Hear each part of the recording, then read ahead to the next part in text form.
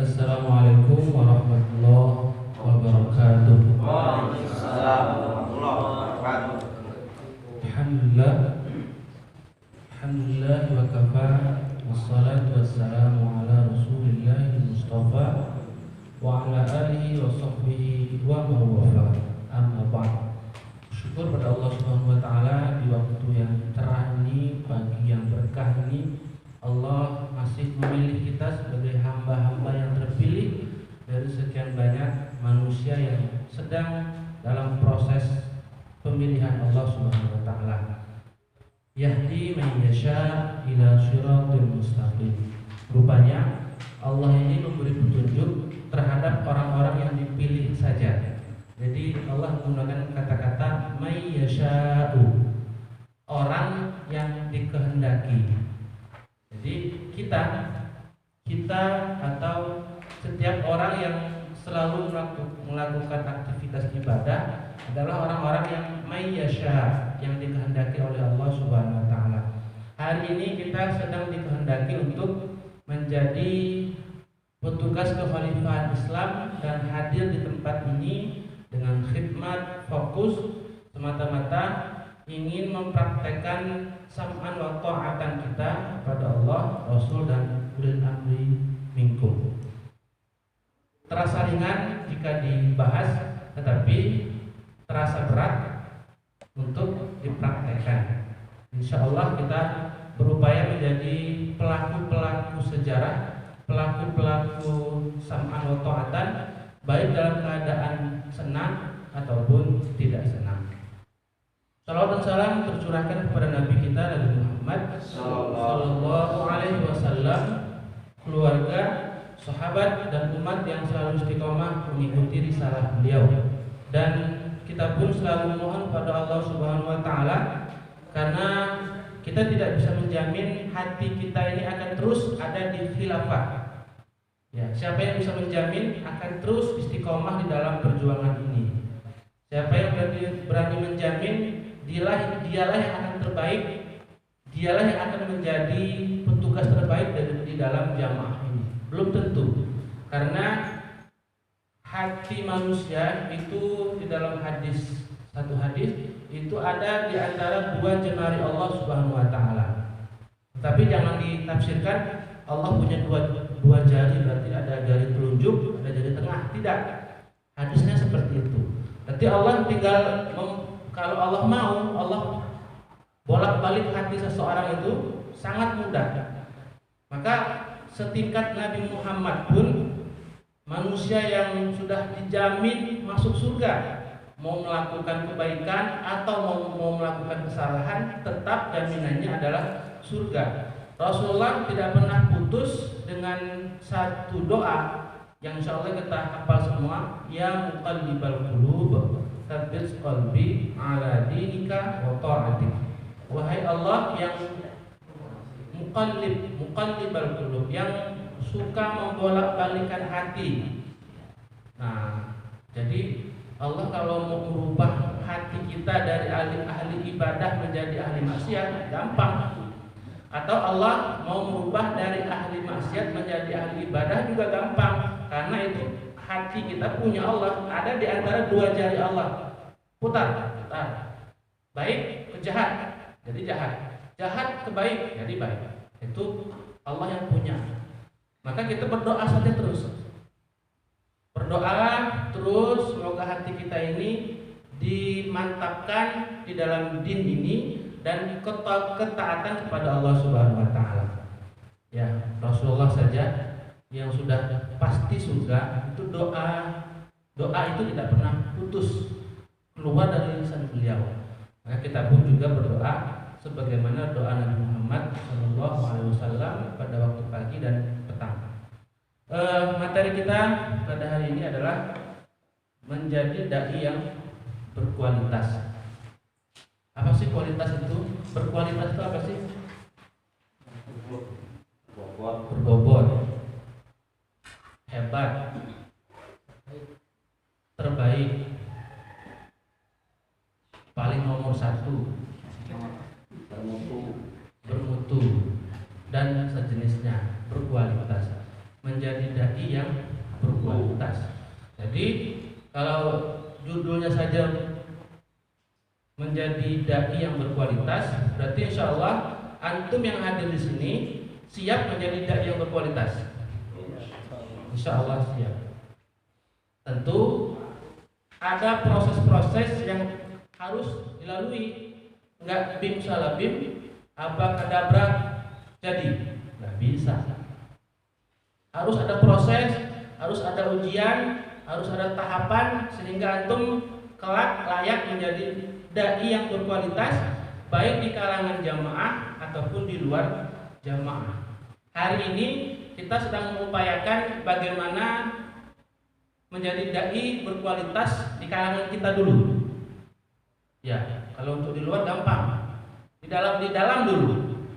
Menjadi dai Ummul Qura, setelah itu menjadi dai wilayah, dan terus sampai mudah-mudahan sampai menjadi dai daulah, bahkan menjadi dai pusat. Kami duduk di sini juga tidak termasuk orang yang terhebat, paling berkualitas. Karena di sini juga hadir ada dai pusat Ustadz Asusani, ada juga dai daulah juga Ustadz Rijal, dan sisanya dai wilayah dan dai Ummul Qura. Nah, ini kita akan terus melatih diri, mengasah diri untuk menjadi dai-dai yang berkualitas. Apa saja cara untuk menjadi dai yang berkualitas? Insya Allah kita akan bahas secara rinci. Hanya saja sebelum kita masuk ke dalam materi, ada beberapa istilah yang sering diucapkan orang lain terhadap para pendakwah. Ya, ada beberapa istilah. Sebenarnya istilah itu hampir sama, 11-12. Cuma istilah itu sering muncul. Nah, nanti kita akan ada di posisi mana.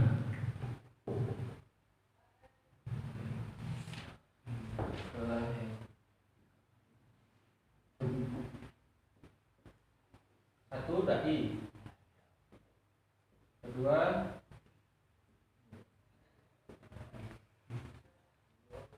mubaligh. Tiga, ustaz. Empat, syekh. Kelima, ulama. Dan yang keenam, mufti. Dai ini penyeru. Kita artikan secara lebih ya. Penyeru. Mubaligh ini orang yang menyampaikan, penyampai. Ini tulisannya yang tidak terbaca boleh ditanyakan. Ustaz artinya guru. Syekh ini dia tua, kaya, berilmu. Jadi kalau orang Arab ini kalau disebut syekh, mereka belum bangga dulu, karena belum tentu dipanggil syekh berilmu. Bisa jadi tua, bisa jadi kaya. Ulama, orang-orang yang berilmu atau cerdas. Mufti, pemberi fatwa.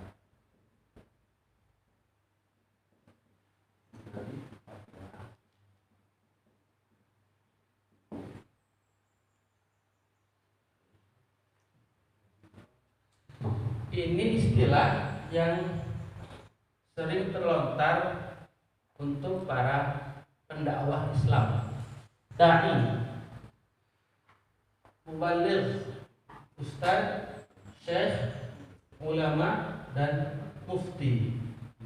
Nah, kita mungkin kalau untuk tingkatan 6 belum sampai, karena mufti ini setidaknya orang yang sudah diuji oleh 40 ulama yang hafal Quran dan hafal ribuan hadis beserta sanad. Mufti. Seperti Imam Syafi'i menjadi mufti di Mesir saat berumur 15 tahun. Jadi walaupun di Mesir banyak ulama, tetapi para ulama mereka akan meminta fatwa kepada mufti, yaitu Imam Syafi'i. Saat itu beliau hanya berumur 15 tahun. Nah, ini mufti. Jadi kalau mufti ini bukan orang sembarang, ya betul-betul sudah lulus ujian, betul-betul mumtaz, orang-orang yang istimewa. Ulama juga termasuk orang yang ilmunya sudah tinggi, level tinggi. Nah, kita ini kira-kira sudah pantas belum dipanggil ulama? Ulama Khilafatul Muslimin, atau mungkin dalam jadwal taklim itu nanti dimasukkan ulama umul qura, ya, atau ulama wilayah. Belum masuk ke situ. Kenapa? Nah, ulama ini juga setidaknya dia harus ngerti bahasa Arab, paham nahwu shoroh, hafal Quran setidaknya 15 juz, hafal hadis sekitar ratusan hadis lengkap dengan sanadnya. Nah, kalau ada yang sudah masuk ke level itu, boleh kita panggil ulama. Anda hafal 15 hadis, hafal, siap tes, lulus. Setelah itu tanya lagi, hadisnya berapa ratus hadis, hafal, tes, lulus. Tanya lagi bahasa Arabnya, lulus, bisa ngomong bahasa Arab. Oke, tanya lagi ilmu nahwu shorobnya, tembus, maka boleh dipanggil juga ulama. Walaupun di dalam sebuah ayat innama yakhshallahu min ibadihil ulama, sesungguhnya ulama itu adalah orang-orang yang takut kepada Allah Subhanahu wa taala. Sebenarnya bisa juga kita mau ngaku saya ulama karena saya takut kepada Allah, boleh. Cuma jangan rame-rame. Saya ulama, hafal hadis cuma satu, itu pun nggak lengkap dengan sanad, antum diketawain orang. Ya, jadi kalau kita takut kepada Allah, sebenarnya juga bisa juga sih dipanggil ulama, cuma jangan rame-rame dulu. Terus syekh ini kalau orang Arab memanggil syekh itu ada 3. Satu, karena umur yang lebih tua. Maka kalau ingin paling banyak mendapati syekh, antum duduk dengan majelis jamaah tabligh. Itu semuanya syekh. Ya, biar muda dipanggil syekh, biar tua dipanggil syekh, biar baru gabung ke tabligh dipanggil syekh. Ya, karena mereka di sana ada mempraktekkan 6 sifat sahabat, ikramul muslimin. Ada 6 sifat sahabat yang mereka praktekkan. Jadi semuanya dipanggil syekh. Ya. Atau kaya. Jadi orang Arab juga kalau kaya itu mereka dapat gelar syekh juga. Kaya harta. Iya, kaya harta. Kaya raya, pembisnis, pengusaha, pemborong itu dipanggil syekh di sana. Terus berilmu. Nah, kalau berilmu ini juga di sana dipanggil syekh. Cuma kalau di Indonesia itu panggilan syekh biasanya hanya fokus terhadap orang-orang yang berilmu saja, tidak kaya, tidak juga tua. Jadi kalau kita dipanggil syekh jangan bangga dulu. Kita ada nggak di antara 3 ini? Nah, bisa jadi seperti itu. Ustaz, kalau kata Ustaz Abdul Hayy saat di Surabaya, Ustaz itu beliau setidaknya mengatakan Ustaz itu harus hafal 30 juz kata beliau. Tapi bukan satu syarat. Ya, Ustadz itu harus hafal 30 juz. Tapi Ustadz sendiri memiliki arti guru. Insya Allah kita di sini semua dipanggil Ustadz. Ya, oleh kalangan luar. Asal kita pakai jubah, pakai peci, jenggotnya panjang, maka orang akan memanggil kita Ustadz. Nah, syukur alhamdulillah kita dipanggil Ustadz. Dibandingkan mereka yang harus mondok puluhan bahkan belasan tahun hanya untuk mengambil gelar Ustaz. Kita ini dipanggil Ustaz. Ya, insya Allah. Terus mubaligh ini penyampai. Sebenarnya sama saja lah ya. Ustaz juga mubaligh, Syekh juga bisa masuk mubaligh, ulama juga masuk mubaligh, mufti juga masuk mubaligh. Jadi mubaligh ini biasanya mereka yang sering tampil-tampil di halayak ramai, di panggung, di televisi, di acara-acara tertentu, mereka dipanggil mubaligh. Ya. Lalu dai. Nah, maka saya lebih senang membahas poin pertama, yaitu dai. Dai itu apa artinya? Penyeru, pengajak, apalagi yang merangkul, yang membimbing, yang membina, yang menasihati, yang mengingatkan. Itu gelarnya adalah dai.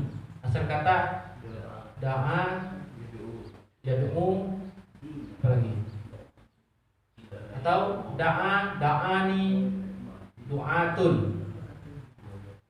Kalau dai penyeru, da'ani doa penyeru, du'atun penyeru dari jumlah 3 dan seterusnya.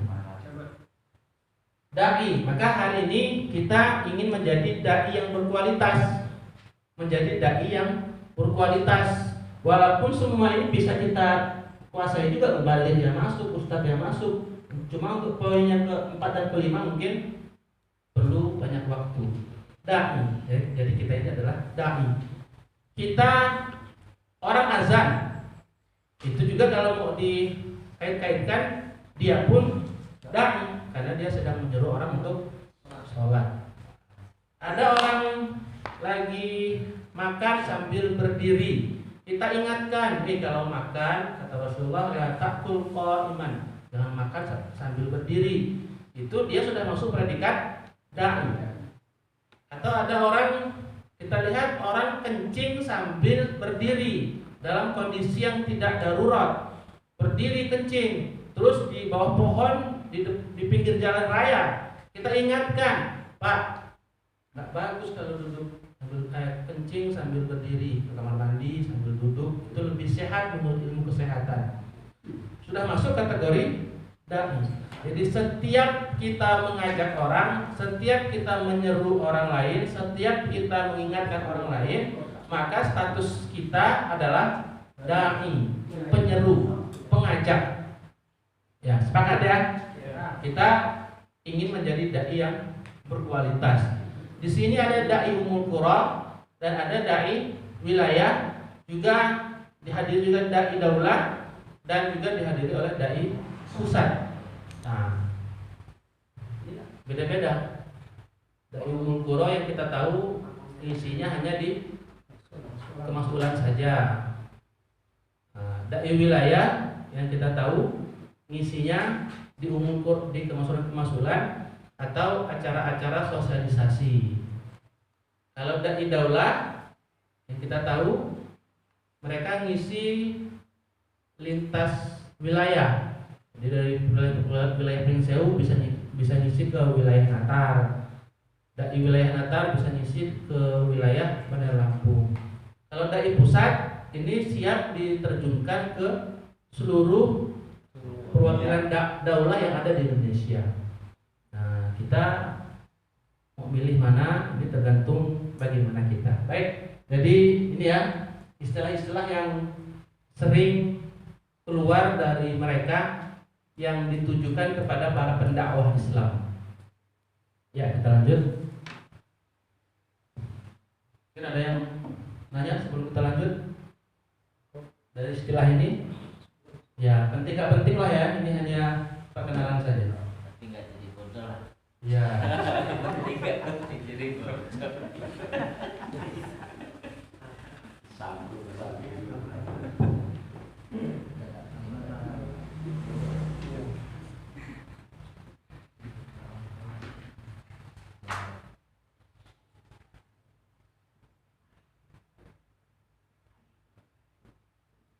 Dakwah.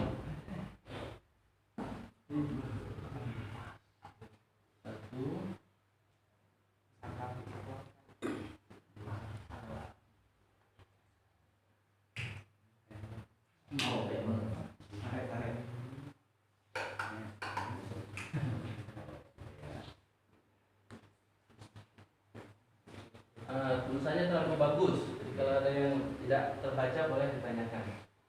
Nah, untuk mencapai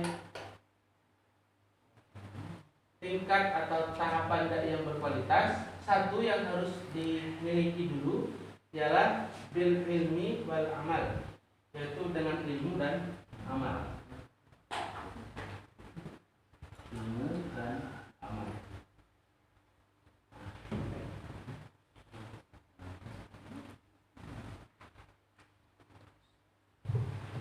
Satu, jadi untuk menjadi dai yang berkualitas, satu bil ilmi wal amal. Bil ilmi. Maka dalam hadis Ibnu Majah dikatakan Rasulullah bersabda, "Thalabul ilmi fardhatun ala kulli muslimin." Itu kan? Mencari ilmu adalah fardhatun, kewajiban ala terhadap kulli muslimin, seluruh muslim. Oleh ulama ditambah wa muslimatin, dan kaum wanita atau ibu-ibu atau gadis atau anak perempuan. Maka mencari ilmu adalah satu kewajiban bagi kaum laki-laki dan kaum perempuan. Harus, tidak boleh tidak. Karena tidak boleh ada dai yang dakwah itu dia bim salabim, asal ngomong, asal tafsir, asal terjemah. Harus dengan ilmu, harus belajar.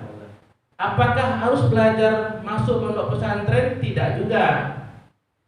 Ya, tidak mesti, apalagi seperti kita sekarang yang sudah tua-tua, kita mau masuk pondok pesantren, bagaimana istri, bagaimana anak, kan? Kita mau belajar ke pondok pesantren, bagaimana tugas kita di dalam jamaah. Maka untuk mencari ilmu tidak mesti harus masuk pondok pesantren. Kenapa? Karena telat. Belajar di pesantren itu dulu semestinya saat kita berumur masih mulai 8 tahun sampai mungkin 20 tahun. Nah, itu cocok. Tapi kalau sudah 40 tahun, 50 tahun suruh masuk pondok, ya repot ustazahnya, repot ustadznya. Gimana cara ngajarnya nih orang-orang, kan? Jadi sekarang bagaimana? Silakan antum cari ulama, cari ustadz yang menurut antum berilmu, antum belajar, minta ilmunya. Ya, tidak menutup kemungkinan dengan kesungguhan tersebut kita akan mendapatkan ilmu yang luar biasa, ilmu yang bermanfaat, ilmu yang bisa kita terapkan untuk orang lain juga. Wajib mencari ilmu. Maka Rasulullah mengatakan, man arada dunya fa'alaihi bil ilmi. Barang siapa yang ingin dunia, maka harus dengan ilmu dunia. Wa man arada al-akhirata fa'alaihi bil ilmi. Barang siapa yang ingin akhirat, maka harus dengan ilmu akhirat.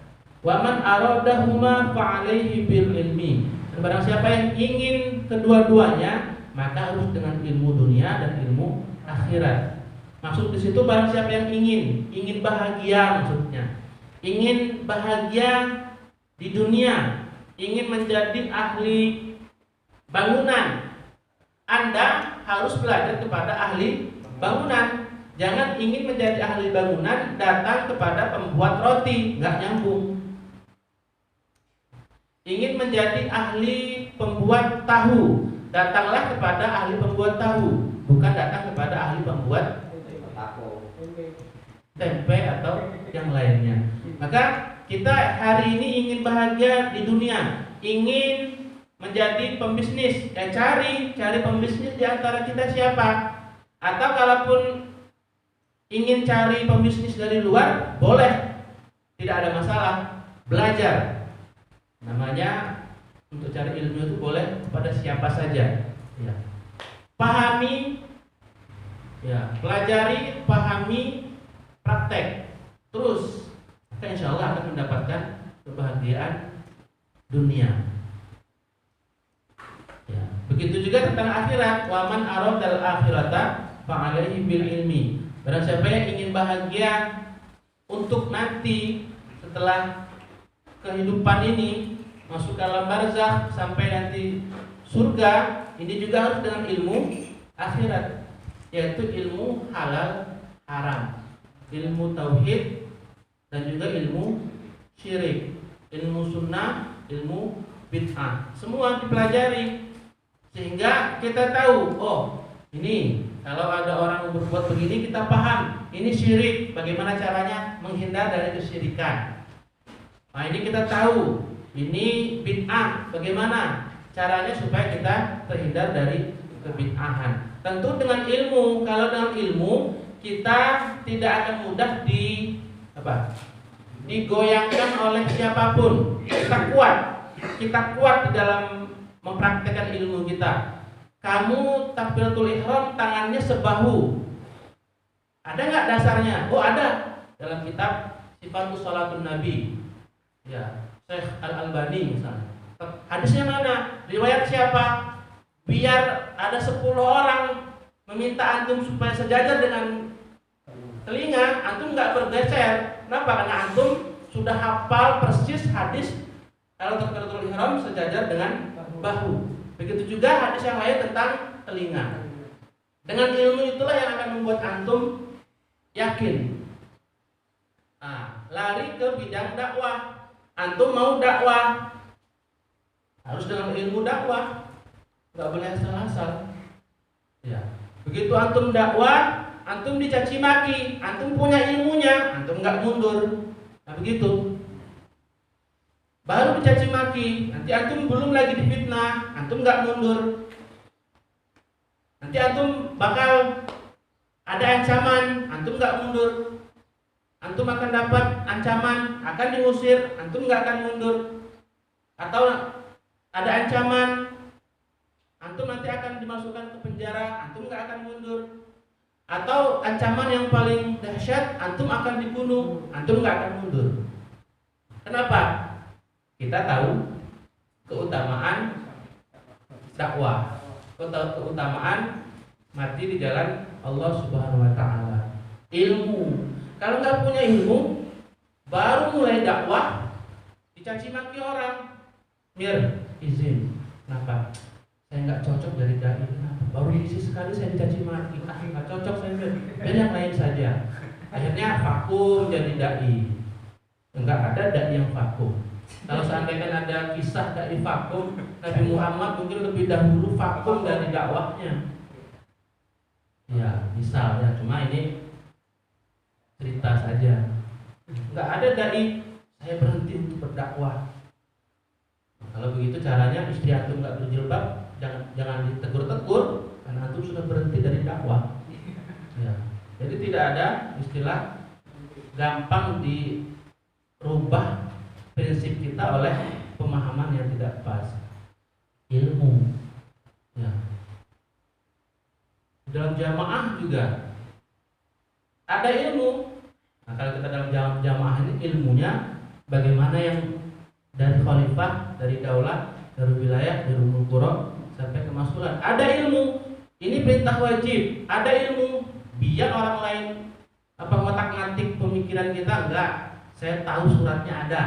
Biar antum melarang saya untuk praktek yang ini, saya akan tetap praktek. Nah, karena ada ilmu. Coba kalau nggak ada ilmu, ya mundur. Iya juga ya, benar juga ya. Bahkan Rasulullah pun dulu pernah tertipu oleh Al-Akhnas Asy-Syarik atau Akhnas bin Syarik.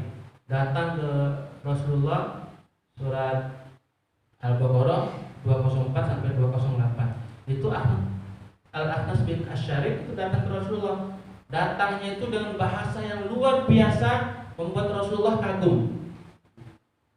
Ya, kagum. Ya, bahasa diplomasi, bahasanya luar biasa dipoles. Rasulullah kagum dengan sahabat ini, dengan orang ini. Ternyata malaikat Jibril turun, nih katanya, nih ada wahyu dari Allah, nih. Baru Rasulullah tahu ternyata orang ini hanya ingin membuat kerusakan. Ya. Tentang ilmu.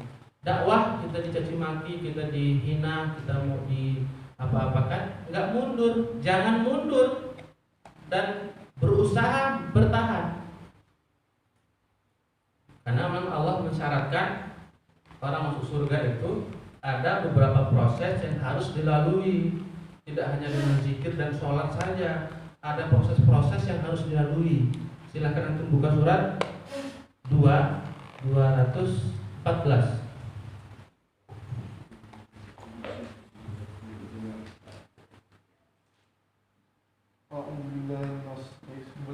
Iya, boleh. A'udzubillahiminasyaitonirrajim. Am hasibtum an tadkhulul jannata walamma ya'tikum masalul ladzina khalaw min qablikum masadhumul ba'sa'u wad-dhara'u wa juljilu hatta yaqula rasulu walladzina amanu ma'ahu mata nasrullah Allah inna nasrullahi qarib. Ataukah kamu mengira bahwa kamu akan masuk surga padahal belum datang kepadamu cobaan seperti yang dialami orang-orang terdahulu?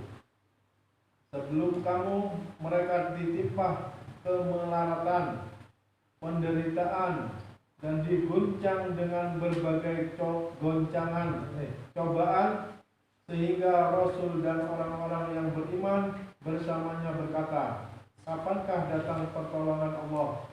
Ingatlah, sesungguhnya pertolongan Allah itu dekat. Iya, satu kemelaratan. Sudah dirasa belum? Sudah dirasa belum? Sudah.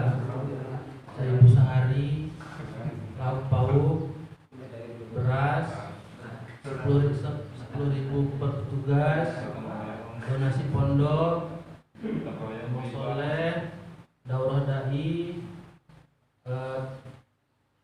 takdibul khos, dafis, bagi maklumat, ribat, apalagi begitu mau kerja ditelepon, datang, tinggal lagi kerjaan. Apalagi sudah antum sedang merasakan itu, tapi belum sampai ke level yang lebih tinggi. Mudah-mudahan pada level ini antum siap. Insya Allah peluang. Cuma bukan ini tafsirannya, bukan ini. Wah, berarti ayat ini berkenaan dengan saya dong, enggak. Jadi kemelaratan. Kenapa orang-orang beriman ini mereka bisa membedakan halal haram? Itu yang membuat mereka tidak seperti orang-orang kebanyakan hari ini. Ya, hari ini orang luar biasa. Mereka punya harta yang melimpah ruah karena mereka tidak membedakan halal dan haram. Pokoknya haramnya halal, halal yang memang halal. Jadi hantam semua. Itu yang membuat mereka kaya raya. Kalau ada orang bicara halal haram, mereka nggak mau dengar. Nah, orang beriman halal haram harus bisa dibedakan, betul-betul bisa dibedakan. Ini haram, ambil. Ini haram, ini halal, ambil. Ini haram, tinggalkan. Ya, kita sendiri tidak tahu harta mana yang ada di rumah kita atau harta mana yang masih kita pakai yang itu ada unsur haramnya. Kita sendiri yang tahu, kita masing-masing yang tahu di posisi mana. Ya, karena dalam hadis itu ahli orang kaya itu mereka ditunda penghisaban amalnya 500 tahun daripada orang-orang miskin. Jadi orang miskin itu dihisapnya lebih awal semua. Kenapa? Sedikit yang mereka dapat. Tapi kalau orang kaya nanti udah habis orang-orang yang miskin ini, orang-orang kaya satu persatu dihisap. Itu pun dihisapnya luar biasa. Saking banyaknya harta mereka. Tetapi bukan juga saya bilang nggak boleh jadi orang kaya, enggak juga. Jadi orang kaya itu perlu kalau bisa jadi pengusaha sukses, pedagang sukses, semua. Cuma Insya Allah kalau orang beriman sudah mengetahui halal haram. Ya, jadi kemelaratan halal haram mereka bisa membedakan. Yang kedua, penderitaan. Sahabat-sahabat Nabi dulu awal-awal Islam rata-rata sahabat Nabi kena siksa. Ya, kita belum ada kita siksa. Ya, cacian, kita baru cacian, baru difitnah, belum sampai siksaan. Yang sudah itu yang dari kalangan khalifah, yang dulu awal-awal merintis khilafah ini dari NII terus ke khilafah, mereka itulah yang sudah merasakan bagaimana siksaan dari pihak musuh, pihak tagut. Kita ini termasuk enak. Kalau yang enak saja kita masih minta mundur, malulah kita dengan mereka itu. Lalu apa fungsinya ayat ini? Kalau dikit-dikit mundur, dikit-dikit izin, dikit-dikit berhalangan, malulah kita dengan ayat ini. Kalau kata orang-orang di luar kita, kalau mau masuk surga harus khusyuk sholatnya, sholat tahajud nggak boleh lepas, sholat duha harus dijaga, rajin sedekah, rajin zikir, itu kunci masuk surga. Iya juga masuk, tetapi bukan kunci yang terbesar. Ada lagi yang lebih besar dari itu. Ada proses yang harus dilalui. Kalau hanya dengan sholat, hanya dengan zakat, hanya dengan berzikir, kenapa Rasulullah semasa hidupnya ada terjadi 72 kali peperangan? Ngapain Rasulullah dulu perang? Ya kan? Kalau seandainya masuk surga itu cukup hanya dengan sholat dan berzikir. Tapi materi ini nggak kita bahas di luar, cari ribut kita saja. Nah, asal kita tahu. Ya. Jadi berjuang ini bukan hanya tasbih, zikir, sholat sampai kening hitam. Ya, kening hitam saya ini udah nggak bisa dihilangkan. Ini bahkan kalau kita cari hadis Nabi dan sahabat ternyata keningnya bagus-bagus. Ya. Tapi yang sudah hitam teruskan. Ya. Jadi itu penderitaan. Yang ketiga, wazulzilu, dan mereka digoncang dengan goncangan yang dahsyat. Nah, sekarang ini kita sudah mulai digoncang. Mau taklim diusir, mau sosialisasi tidak diizinkan, dibuat rumit. Bahkan sedang ada proses acara, sedang berlangsung acara, disuruh tutup. Ya kan? Seperti kemarin jalan syiar motor, baru setengah perjalanan disuruh bubar, mau nggak mau. Ya, jadi digoncang. Istri kita juga digoncang terkadang. Anak-anak kita yang dewasa juga digoncang. Nabi saya ini benar nggak sih bukan teroris? Kan gitu. Kan kalau kita lihat pendirinya saja ini mantan teroris. Ya, udah hampir kurang lebih 19 tahun beliau di penjara. Saya takut loh kalau habis ini termasuk teroris, ya kan? ODP dulu, nanti sudah ODP, DPO lagi terus, sehingga membuat apa? Goncangan di dalam rumah tangga pun itu pasti ada, apalagi yang baru-baru bergabung. Ya, kalau nggak kuat-kuat, nggak dekat-dekat dengan para dai-dai, ya sudah banyak yang mental lagi. Maka perlunya ada ilmu di dalam agama. Dai harus punya ilmu bagaimana cara berdakwah, bagaimana kita mendakwahi orang-orang tua. Tidak sama cara dakwah kita dengan orang-orang yang seumur dengan kita. Misal di sini ada Pak Sarif, ada Pak Faidin, ada Mbah Syahid, ada Pak Sultan, ada Pak Sutisno, Pak Zainuddin. Saya dakwah begini, kita semua itu saya tidak beradab. Ya. Kalau dalam dulu kita dibina itu, kalau dengan orang tua, kalaupun kita ngangkat tangan sekedar saja, tidak lebih dari kepala kita. Allahu Akbar, enggak Allahu Akbar. Adab. Ya. Bagaimana kita berdakwah dengan orang, cara duduk. Ya, jangan masih duduk begini kita dakwah, kita duduknya ngangkang. Itu sudah turun derajat kita sebagai dai, itu sudah nggak diakui orang. Ya. Bagaimana saat kita duduk sedang diskusi, pas lagi nguap, bagaimana? Ada cara-cara sehingga dengan ilmu itulah membuat kita menjadi dai yang berkualitas. Ya, bahasa pun tidak semau kita, tentang kita menguasai satu kitab, terus ngomong itu nggak berhenti, kitab ini, hadis ini. Kita tidak memberikan peluang terhadap mad'um kita untuk berpendapat. Nah, itu juga bisa membuat orang jenuh, lain kali juga tidak mau didatangi lagi. Jadi harus dengan ilmu yaitu ilmu dakwah. Ya, waktu dakwah juga jangan waktu orang sedang tidur kita ketok pintunya suruh keluar. Nah, enggak juga, nanti ada waktu-waktu kan. Rasulullah saja itu ada 3 waktu yang tidak boleh diketok pintunya. Itu Rasulullah menandakan umatnya harus tahu adab, tahu akhlak kalau bertamu ke rumah orang. Misal kalau tidak dalam keadaan darurat, tapi ya kalau darurat ya bisa kapan saja.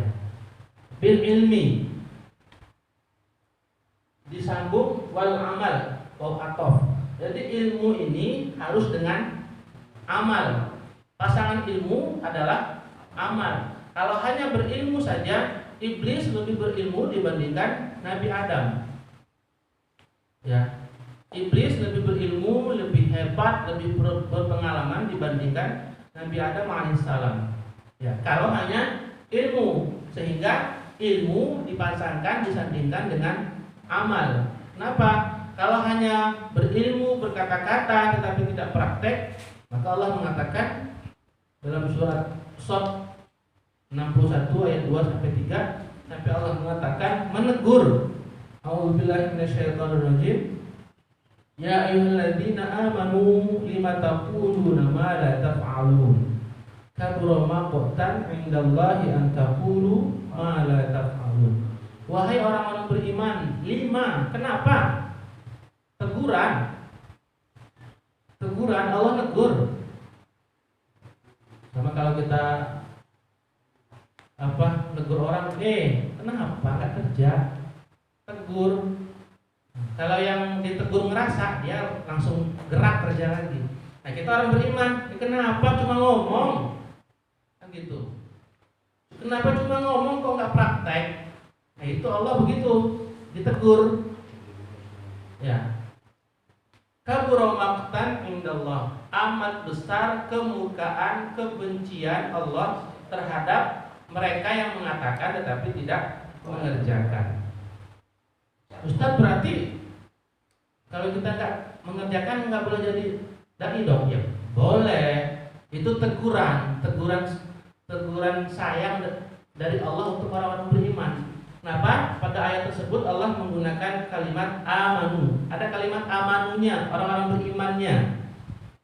Kalau ya ayuhan nas umum, tapi kalau amanu khusus untuk orang-orang beriman saja. Merasa beriman, dia akan memperbanyak ilmu, juga akan memperbanyak amal. Hari ini dia berdakwah, nanti pulang dia praktek dakwah. Ya. Hari ini kita berbicara tentang kasih sayang, nanti pulang kita sayang kepada istri, kita sayang kepada anak. Itu praktek ilmu. Hari ini kita bicara dakwah, nanti kita pulang kita dakwah. Hari ini kita bicara infak, nanti kita pulang niat infak. Atau setidaknya setiap bulan ditagih infak, kita infak. Itu menandakan kita ilmu dan amal. Jangan sampai Allah enggak suka dengan kita, marah dengan kita karena kita kebanyakan ngomong tapi sedikit praktek. Ini yang repot. Ya. Zarkoni. Apa itu? Mengajar tapi nggak bisa melakoni. Mudah-mudahan kita tidak termasuk jarkoni, kata Pak Sultan. Nah, jadi bil ilmi wal amali. Dan itu juga syarat masuk ke dalam surga. A'udzubillahi minasyaitonirrajim. Bismillahirrahmanirrahim. Al-Baqarah 39 Walladzina amanu wa 'amilus shalihat ulaika ashabul jannah hum fiha khalidun. Adapun orang-orang beriman dan beramal soleh, mereka itulah para penghuni surga dan mereka kekal di dalam surga selamanya. Iman, amal soleh, iman, amal soleh. Tentu iman ini didasari oleh ilmu dulu. Jangan sampai mempraktekkan sesuatu tapi tidak tahu ilmunya. Ini juga repot. Yakin, ini saya sholat mengangkat tangan saya sejajar dengan bahu. Saya yakin ilmunya, praktek itu. Jangan malah kita tahu ilmunya sejajar dengan bahu, malah kita praktek yang sejajar dengan telinga. Padahal kita belum tahu ilmunya sama sekali, ya nggak pas. Ya, yang rukuknya duluan lutut, kalau dia yakin ada ilmunya, praktekkan dengan ilmunya. Kalau dia yakin kalau sujud tangan duluan, praktekkan dengan ilmunya. Jadi Allah tidak akan menanya terhadap hambanya kemudian itu kecuali apa yang dikerjakannya. Saya infak 100, akhir hari infak 200. Yang ditanya 100 ya saya, yang ditanya 200 ya Ari. Bukan yang infak 200 yang ditanya saya, kenapa kamu infak 200? Tidak. Ya, yang kaki duluan, tangan duluan itu nanti akan ditanya juga. Kamu beramal seperti itu ilmunya dari mana? Jadi perlu dengan ilmu. Begitu juga dengan dakwah. Tahu ilmu dakwah, harus praktek dakwah. Minimal dalam sehari kita harus punya target dakwah dalam 24 jam. Kita ambil waktu setengah jam saja untuk dakwah fisabilillah. Kalau kita semua mempraktekkan dakwah setengah jam dalam satu hari, nggak perlu dafis, nggak perlu dafis bareng-bareng, sendiri-sendiri juga bisa, bahkan bisa nambah keluarga tiap bulan. Ya, insya Allah siap. Insya Allah. Insya Allah. Jadi setiap hari setengah jam kita ngomong agama, ya nggak mesti ngomong khilafah juga lah. Ngomong apa? Ada orang yang nggak sholat, udah di sini bicara tentang keutamaan sholat, pahala sholat. Kalau sholat sekian pahalanya, surganya nanti nama surganya ini. Itu dakwah.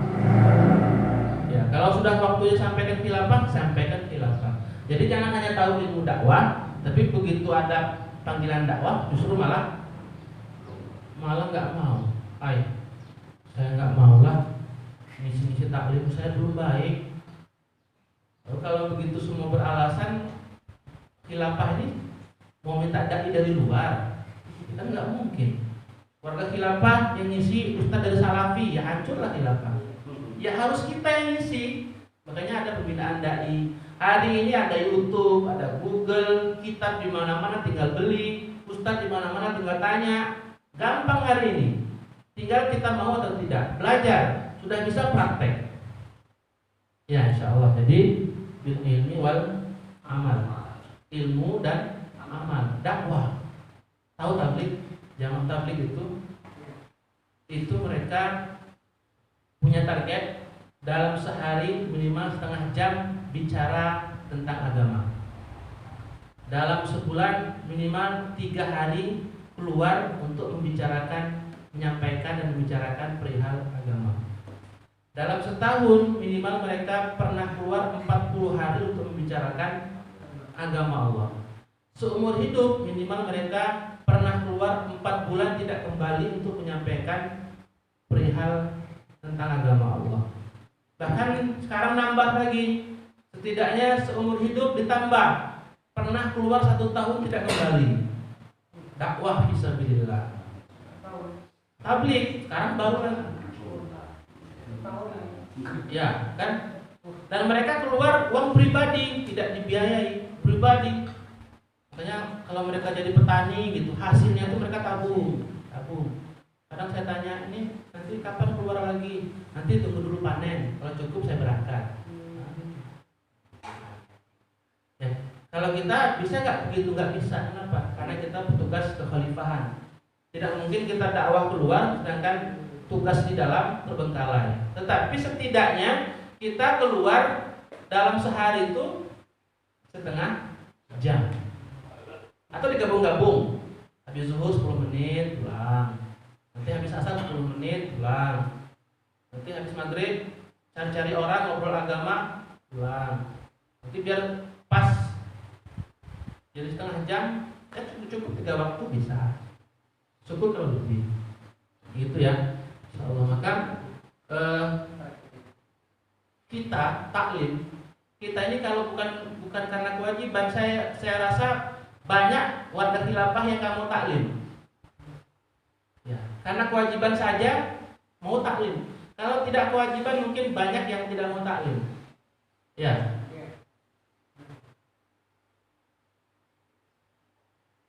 Ya, izin, dan lain sebagainya. Ya, jadi ilmu. Insyaallah seperti itu. Ya. Insyaallah niat amal bil ilmi wal amal. Itu dulu. Jadi belajar terus. Menjadi dai ini harus belajar. Bagaimana caranya kalau tahun ini saya dai umur qura, tahun depan saya target saya diangkat menjadi dai wilayah. Bisa. Enggak perlu nyogok. Ya, bisa. Kemampuan antum itu akan dinilai oleh amir-amir antum. Nanti amir antum akan mengajukan ke atas. Nih, atas nama si fulan cocok untuk menjadi dai wilayah. Taruh. Target lagi, kalau bisa tahun depan atau 2 tahun ke depan saya bisa naik menjadi dai daulah. Bisa. Itu yang melihat amir-amir antum, yang melihat, yang menilai. Cocok nggak dia menjadi dai daulah? Jam terbangnya keluar-luar, nggak pulang-pulang. Cocok, siap. Itu nanti juga akan ada ujian, ditugaskan. Kira-kira sekali. Oke, besok disuruh masih mau nggak? Kalau besok disuruh masih nggak mau, itu dicatat. Ada catatan. Oh, ini belum siap untuk jadi dai daulah. Jadi cukup dai wilayah dulu. Saya bocorannya begitu. Kalau untuk jadi dai pusat, Allah alam ya. Saya belum pernah bicara dengan dai pusat. Kalau udah dai pusat, nggak boleh tanya ke Ustaz Asrusani nanti. Gimana trik-triknya bisa diangkat dari dai pusat. Ya baik. Bil ilmi wal amal. Yang kedua,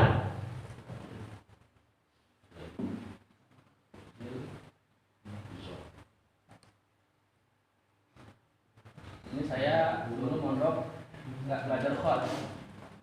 Jadi ini belajar khot ini Ustaz Rijal, ini bagus tulisan. Kalau saya tidak belajar khot, setelah tua baru nyesel tulisannya jelek. Bil akhlaqi, akhlak. Setelah ilmu, amal, kedua akhlak.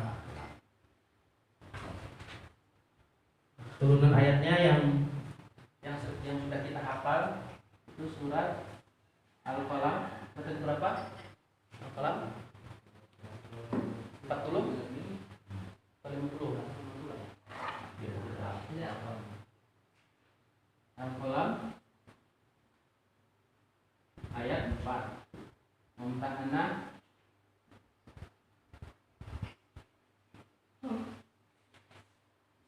ayat 6. A'udzubillahi minasyaitonirrajim. Bismillahirrahmanirrahim. Wa innaka la'ala khuluqin 'azim. Wa innaka, dan sesungguhnya engkau Muhammad la'ala, sungguh di atas, khuluqin, akhlak, azimin, yang paling mulia, besar, tinggi, dahsyat.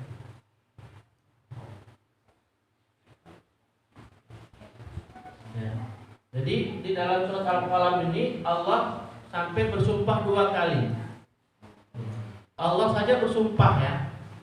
Jadi bagaimana manusia boleh bersumpah? Tidak boleh. Cuma jangan sering-sering bersumpah, takut nanti sumpah palsu. Ya. Wa innaka, dan sesungguhnya engkau. Ya. Sesungguhnya engkau. Engkau di sini domirnya ke siapa?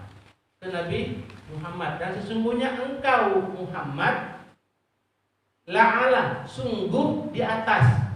Jadi 2 kali Allah bersumpah. Sesungguhnya engkau Muhammad la'ala, sungguh di atas. Itu menandakan apa? Bahwa Nabi Muhammad adalah manusia yang paling memiliki akhlak mulia. akhlak yang paling sempurna itu ada pada Nabi Muhammad. Saat Aisyah radhiyallahu anha ditanya, ya Aisyah, apakah akhlak Rasulullah?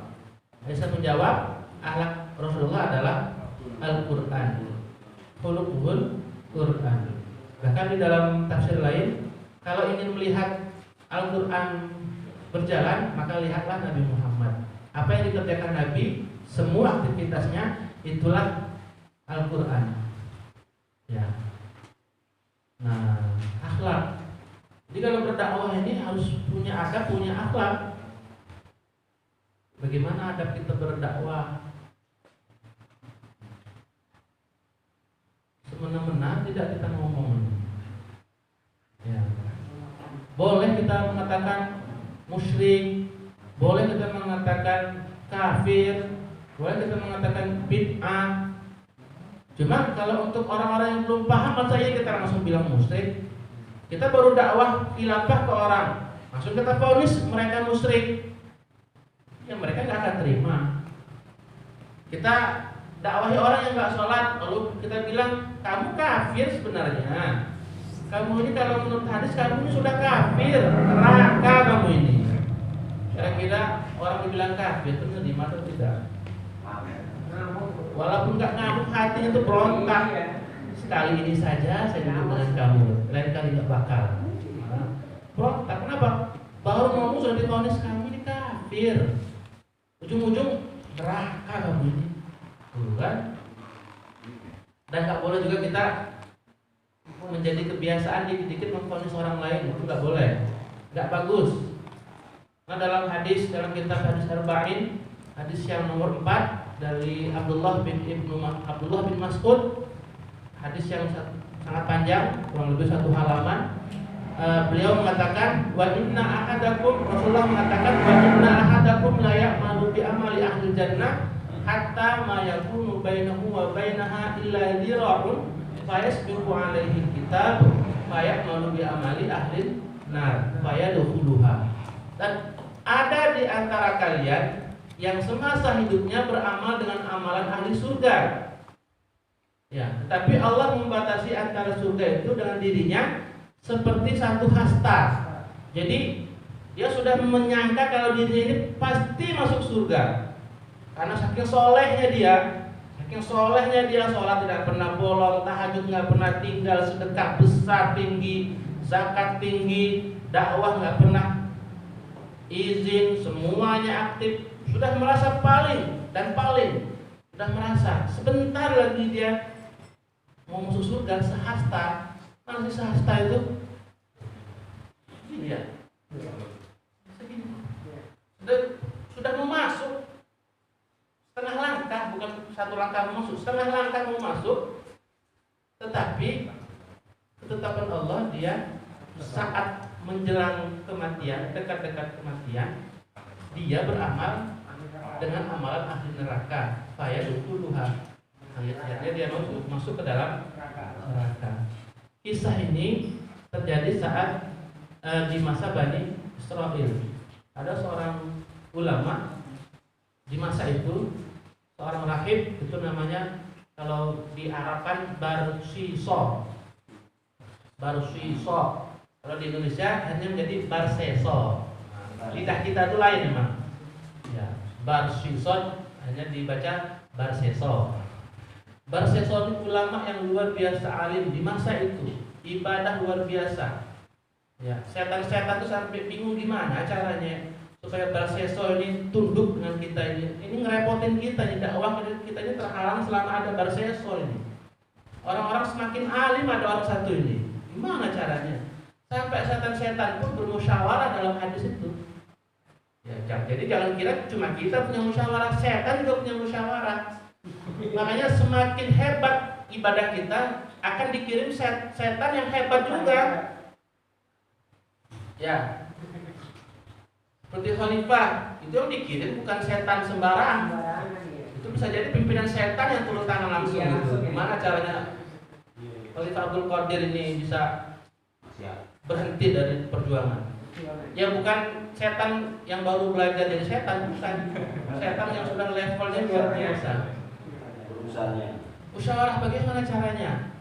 Dari musyawarah itu ternyata dalam hadis itu ada satu setan, ya satu dari antara mereka mengusulkan bagaimana caranya saya nanti akan berpura-pura menjadi orang yang soleh juga di hadapan Barsesor. Tapi saya tidak masuk ke dalam masjid, di luar saja. Disetujui oleh pimpinan setan saat itu. Oke, laksanakan karena sudah tidak ada cara lain. Banyak cara, perempuan nggak bisa, ya. Harta nggak bisa, jabatan nggak bisa. Oke, coba. Karena si setan tadi dia menjelma menjadi seorang laki-laki, ibadahnya itu luar biasa. Dia ibadah itu pokoknya mau menunjukkan bahwa supaya Barsesor ini kagum, luar biasa. Bahkan karena sudah berhari-hari Barsesor merasa amalan saya ini sudah mulai dilampaui oleh pemuda itu. Sudah mulai Barsesor sudah mulai ada saingan dalam beribadah. Kalau bersaing dalam ibadah itu boleh ya, boleh. Iri-iri dalam ibadah itu boleh. Akhirnya penasaran, ditemuilah pemuda itu. Yang namanya setan kan, semakin Barsesor dekat dia semakin kayak soleh luar biasa. Nah, kalau terus kami zikirlah kuat-kuat. Katanya, saya ini heran dengan kamu, ibadah kamu luar biasa. Bahkan saya pun sepertinya sudah mulai dilampaui amalan saya olehmu. Apa sih rahasianya? Nah kan, katanya gampang. Kalau sekarang gampang Ustaz, caranya gampang. Ada 3 pilihan katanya. 1 minum khamar, 2 berzina, 3 apa lagi? Membunuh. Wah, katanya ini mah persyaratan berat semua katanya. Minum haram, zina lebih haram, membunuh lebih-lebih lagi. Silahkan katanya. Saya dahulu seperti itu sehingga sekarang saya bertaubat dengan taubat yang sebenar-benarnya taubat. Mikir lagi,